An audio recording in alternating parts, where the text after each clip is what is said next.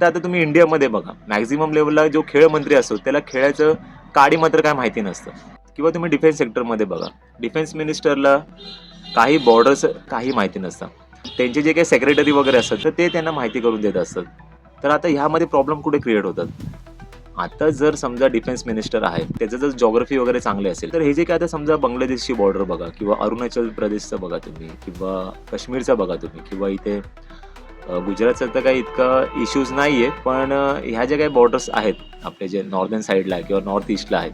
आता जर समजा डिफेन्स सेक्टरमध्ये जर एखादा डिफेन्स मिनिस्टर असेल आणि त्याचा जॉग्राफी जर चांगला असेल, तर त्याला बऱ्यापैकी माहिती असतं की जे बॉर्डर्स वगैरे असतात तर त्या बॉर्डर्स आहेत त्या कशा प्रकारे हँडल केल्या पाहिजे किंवा मॅनेज केल्या पाहिजे. की आता फॉर एक्झाम्पल जितकी व्यक्ती एज्युकेट असेल तितकी व्यक्ती प्रश्न करते आणि जितके प्रश्न असतील ना मित्रांनो, तितके सोल्युशन्स निघत जातात. का? कारण की आर्ग्युमेंट्स होत असतात. आता डिफेन्स मिनिस्टरला बऱ्यापैकी जॉग्राफीचा जर नॉलेज असेल तर तो प्रश्न करणार. कोणाला प्रश्न करणार?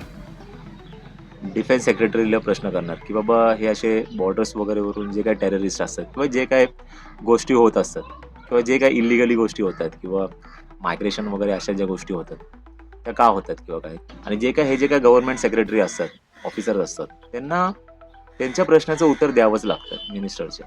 तर मित्रांनो, महत्त्वाचा मुद्दा काय, एज्युकेटेड मिनिस्टर आहे ना, हे खूप इम्पॉर्टंट असतात आपल्या देशासाठी.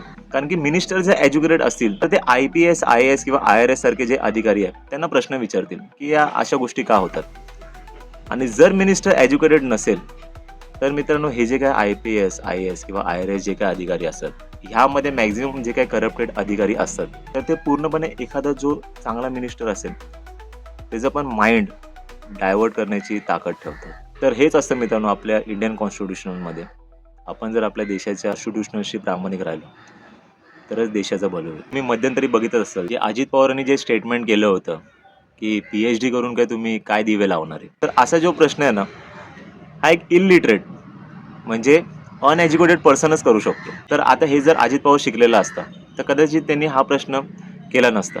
आणि बंटी पाटील म्हणजे सतेज पाटील यांनी त्यांना उत्तर दिलं होतं, दादा तुम्ही हे काय बोलतात. कारण की बंटी पाटील हे एज्युकेटेड आहेत, त्यांना चांगलं माहिती आहे देशाच्या हितासाठी काय चांगलं आणि काय वाईट आहे.